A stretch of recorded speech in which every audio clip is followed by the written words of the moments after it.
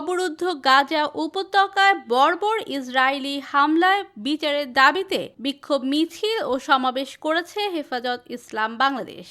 শুক্রবার ২১শে মার্চ চট্টগ্রামের আন্দরকিল্লা শাহী জামে মসজিদে জুম্মার নামাজ শেষে তারা সালাম ফিরিয়ে নারায়ে তাকবীর স্লোগান দেন এবং মোড়ের দিকে একটি মিছিল বের করেন।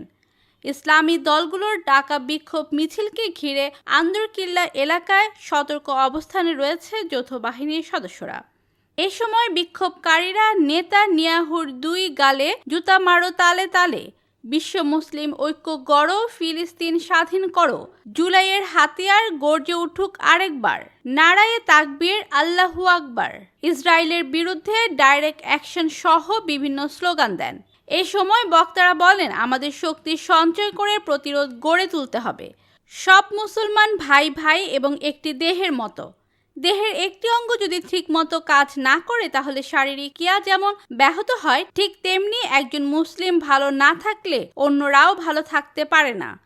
মুসলিম হিসেবে আমাদের লজ্জা অনুভব হয় যে আমরা এখনো এই অসহ্য অন্যায়ের বিরুদ্ধে লড়াইয়ে নামতে পারছি না। আমরা ভুলে যেতে বসেছি মুসলমানদের সেই পুরনো ঐতিহ্য। প্রসঙ্গত, পূর্ব ঘোষণা অনুযায়ী আন্দরকিল্লা শাহী জামে মসজিদের উত্তর গেটে আজ জুম্মার নামাজের পর হেফাজতে ইসলাম বাংলাদেশ বিক্ষোভ মিছিল শুরু করেন।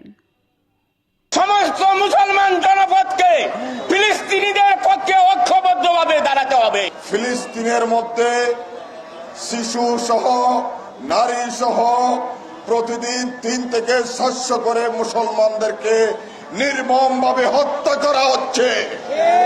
সারা বিশ্বের মুসলমানের হৃদয়ে রক্তক্ষরণ শুরু হয়েছে। আমরা আজকে হেফাজত ইসলাম বাংলাদেশের পক্ষ থেকে সারা বিশ্ব ভুবনকে জেনে দিতে চাই, যদি এই হত্যাযজ্ঞ বন্ধ করা না হয়, সারা বিশ্ব থেকে